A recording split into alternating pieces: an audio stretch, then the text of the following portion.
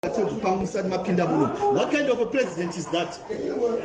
Don't talk Pakola about Mnangagwa is an idiot. It's not Zambia from Sanganwedo Pararo Zambia. No doubt record done a passanazo. The Simarasha Tasana Marmoko. And a passanazo. Simarasha Tasana Marmoko.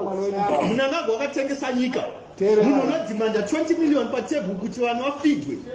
What kind of an idiot are you? Cannot shoot president. Apana Zalpia Parara, Manu, Yaparara, Nekuda Kwemun, Sangano Parara, check say UNDP, Yaku Zambia, Chapter Strategy Zambia, Samano Para, Zambia, Ichapara, Nukapun, one which is tender of the secretary, right? Musangano, Manu. No, I'm saying that record that. That's our end. Yeah, watch out for record. That's just under Africa.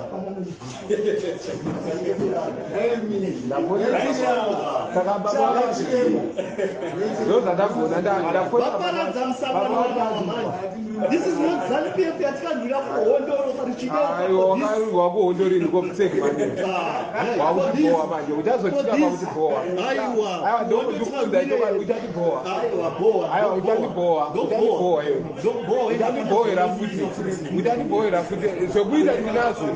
ukadakonerwa zokuita ndinazo usadokunyepera kuti hapana zvandikuita wauda kufarisa manje mwana wohure mari maoko akabereka mwana anenge iwewe stupid.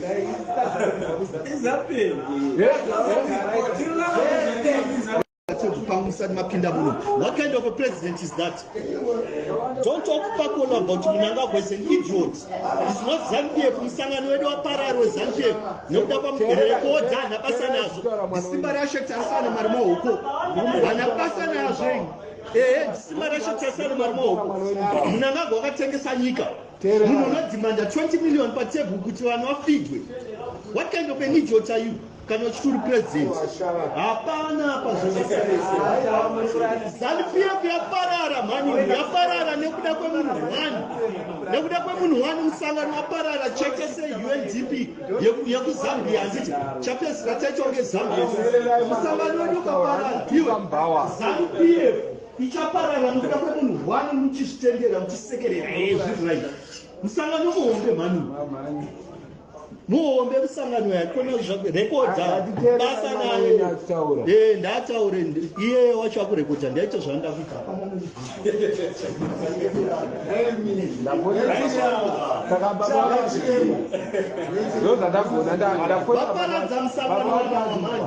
This is not Zambia. We have to hold on for the chicken.